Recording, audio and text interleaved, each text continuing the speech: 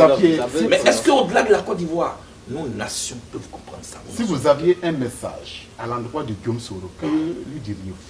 Si vous aviez un message.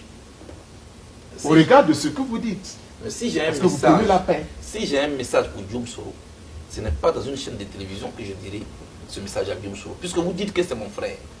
Il y a des cadres où on parle aux frères. Une poule qui se respecte ne pond pas en public. Chez moi, on dit que ce ne sont pas tous les pagnes qu'on met au soleil. Vous venez de dire il y a à peine une minute que Guillaume Soro est mon frère, qu'il est mon ami. Vous avez même dit que nous sommes indissociables. Alors, vous pensez que c'est le cadre pour que je parle à mon frère, de qui je suis indissociable? J'aurai l'occasion de parler à Guillaume Soro quand l'occasion se présentera à moi. Je ne peux pas lui lancer un message à travers un média. Je pense que ce serait fait de la propagande inutile. Par respect pour lui? Non, non, non, par respect pour mes propres principes. Je ne parle pas à mes amis à travers des médias. Je ne parle pas à mes frères à travers des médias. C'est mes principes de vie. Il y a des cadres où les frères et les amis se parlent. Alors, tout à l'heure, il y a environ 5 minutes, vous avez lâché un mot parlant d'une rumeur. Vous avez dit que des gens ont dit que le président Ouattara avait autorisé que vous rentriez en Côte d'Ivoire. Est-ce que vous êtes en train de nous dire ici que c'est lui qui vous empêche de rentrer à Abidjan? Non, non, non, non, non, non, non. Moi, je n'ai pas encore dit cela. Mais il ne faut pas dire ce qui n'est pas vrai. Il faut éviter ces petites rumeurs inutiles. Moi, je suis en Côte d'Ivoire. Je n'ai aucun... Pardon. Bon, que Dieu fasse que je tienne chez moi. Mon âme même est déjà en Côte d'Ivoire. Je disais donc que je suis ici en Hollande. Et j'apprends. Des amis même viennent même me demander, mais Charles, il semble que vous rentrez bientôt en Côte d'Ivoire et que le président Alassane Ouattara a donné son accord. Ce n'est pas vrai.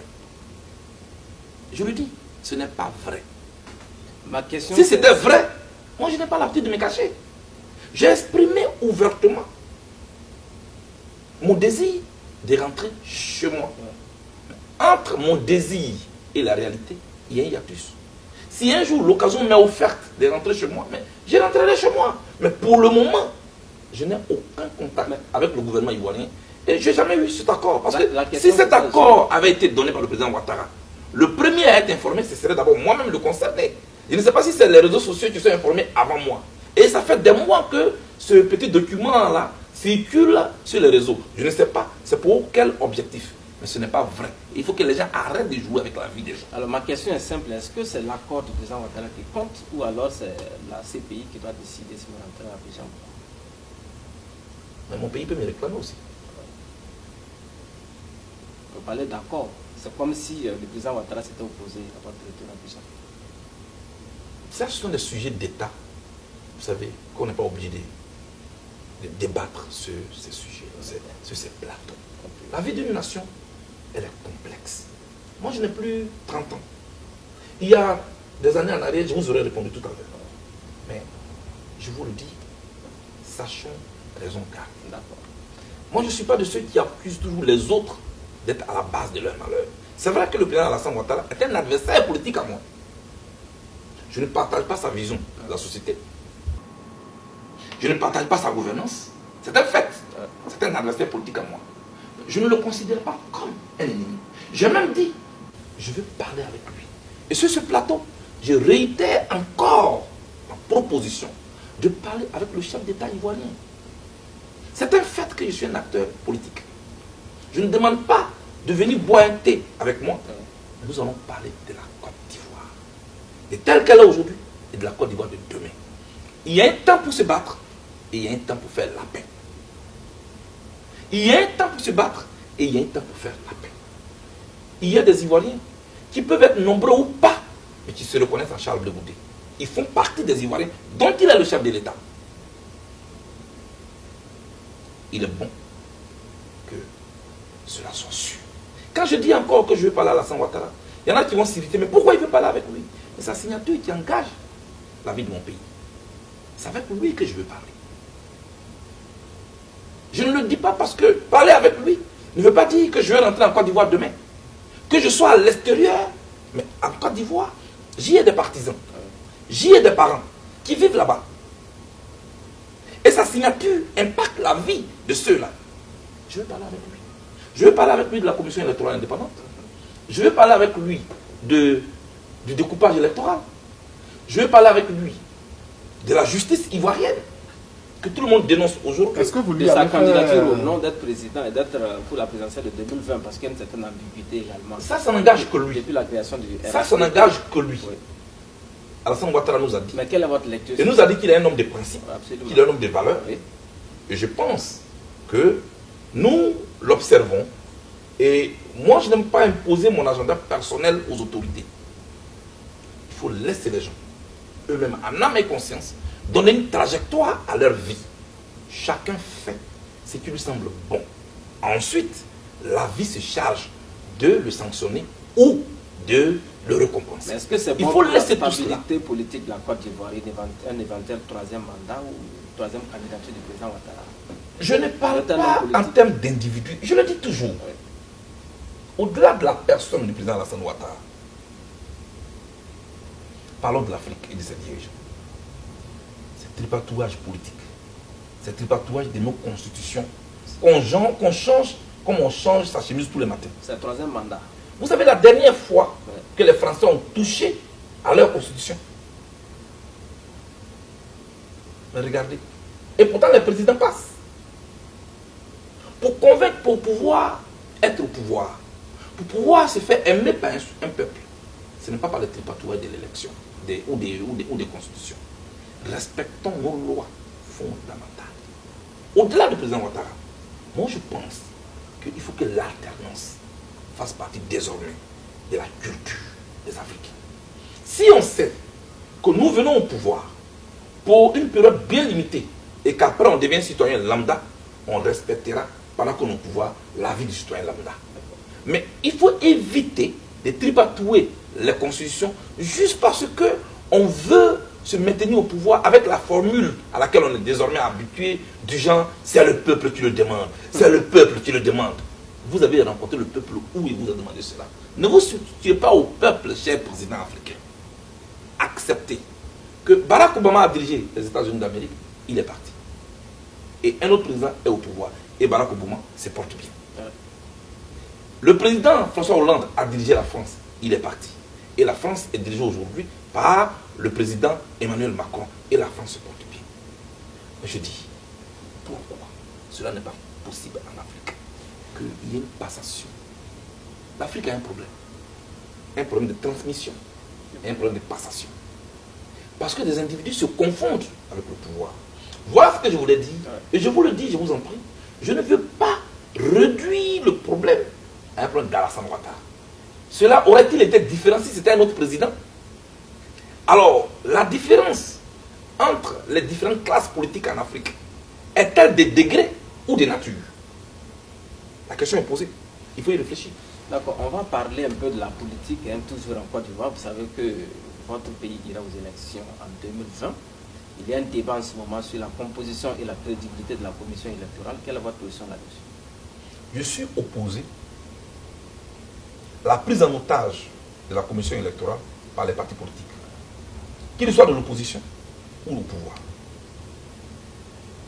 Je demande aux partis politiques de la Côte d'Ivoire d'aller battre campagne et de laisser la commission électorale indépendante en paix.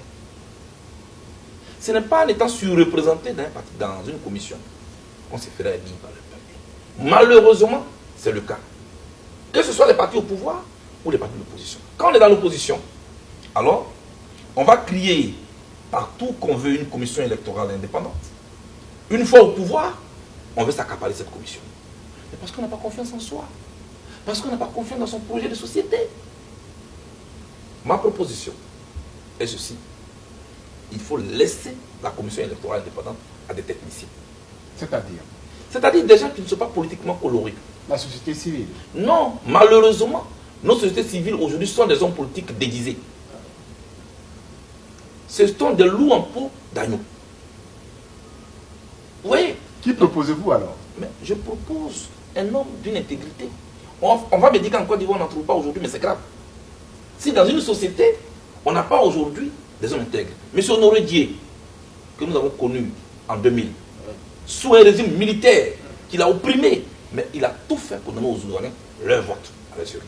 Est-ce qu'aujourd'hui en Côte d'Ivoire, il n'y a pas quelqu'un qui n'est ni RDR, ni PDCI-RDR, ni FPI, ni COGEP, qui n'a pas intérêt à ce que l'une ou l'autre partie gagne les élections et que c'est la partie qui gagne et la seule partie qui en sort victorieuse, ce serait la Côte d'Ivoire.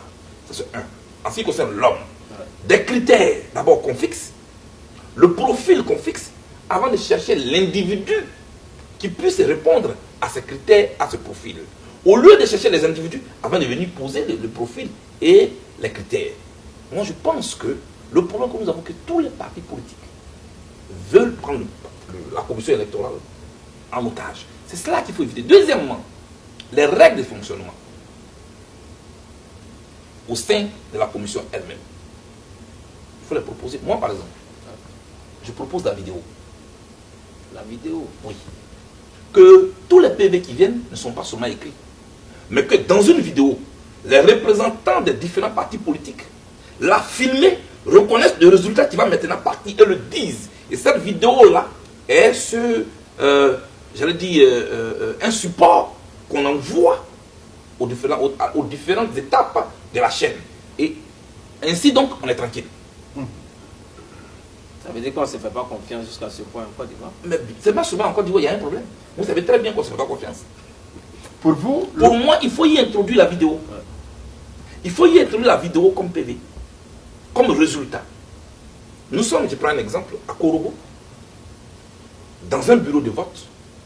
Les différents représentants sont autour du président du bureau de vote, qui donne le résultat par vidéo, mis sur un fichier certifié et qui est envoyé à la commission. Ainsi donc, ces vidéos-là servent de preuve, non falsifiables. Ça, c'est une proposition. Dans un pays où personne ne fait confiance à personne, parce qu'on sort d'une crise. Les gens ont peur de perdre le pouvoir, pour des raisons que je peux comprendre. Parce qu'ils veulent longtemps diriger la Côte d'Ivoire. Les autres veulent tout de suite reprendre le pouvoir. Parce qu'eux aussi veulent accéder au pouvoir. C'est cela qui est la vie politique. Maintenant, il faut la réglementer. Monsieur Charles Blé, et puis respecter ces règles-là. Oui. Pour vous, le processus est mal parti. Si j'ai bien compris, vous êtes contre ce qui se passe actuellement. Le processus est mal entamé. Alors, quelles peuvent en être les conséquences si rien n'est fait, si ce n'est pas recadré? La Côte d'Ivoire avance inexorablement vers une autre crise post-électorale, malheureusement.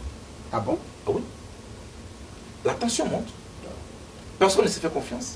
Les mêmes ingrédients qui étaient en place avant 2010 ont même doublé, ont même triplé. Parce que en 2010, il y avait deux camps en présence. D'un côté, le camp Ouattara, avec ses alliés. De l'autre côté, le camp Gbagbo, avec ses alliés. Mais aujourd'hui, vous avez le camp Ouattara, qui vient de perdre l'aile politique, avec le départ du PDCRDA dans les Konabédi, son aile armée, avec le départ de Guillaume Soro. Vous voulez faire allusion à la rébellion? Je ne fais pas allusion à la rébellion, vous avez bien compris ce que je dis. Alors, et maintenant, vous avez donc le camp Bédier, le camp Soro, le camp Gbagbo. Donc, les fronts se sont multipliés. Il y a un problème. Et un citoyen normal devrait s'inquiéter, et moi je m'inquiète. Il faut savoir lire la météo politique pour ne pas se laisser surprendre par les intempéries. C'est cela que je vois. Je n'invente rien du tout. Et on dira toujours, monsieur le président, non, il n'y a rien, tout est bouclé, tout est géré. Attention, s'il vous plaît, tirons les leçons de ce qui nous est déjà arrivé. Et ne servons pas aux Ivoiriens encore une aventure sans issue. Et chacun devait pouvoir, au-delà du constat, jouer un rôle. Pour ne pas que ce que nous craignons arrive à notre pays. Alors, et il y a une seule solution. Ouais, il faut s'asseoir pour discuter. Il faut que le président Ouattara et son équipe comprennent que ce n'est pas à eux de choisir les opposants en Côte d'Ivoire. Non, non, non. On ne choisit pas ses opposants. L'opposition, elle est là. Et on sait très bien comment on peut aller à une discussion sur le PDCRDA. Le premier parti que la Côte d'Ivoire a connu.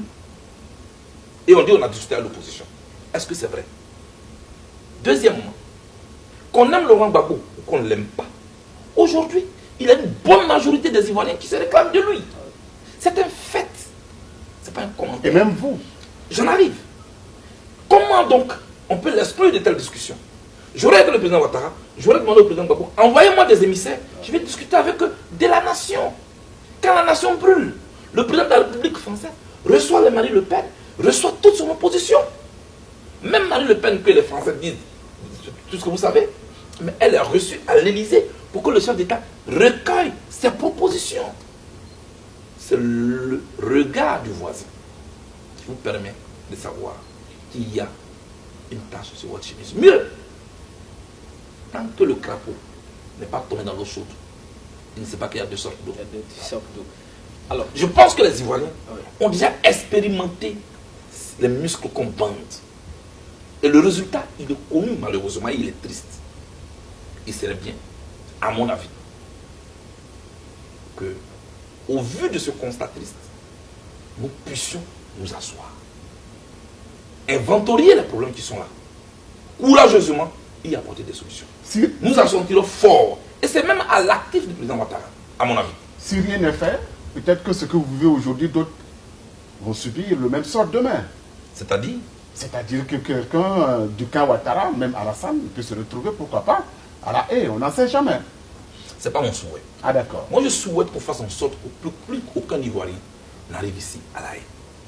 Non, c'est pas mon souhait. Je pense que c'est même une honte pour l'Afrique. Est-ce que nous ne sommes pas à même d'apporter des solutions à nos problèmes? Est-ce que nous sommes obligés de continuer de nous battre?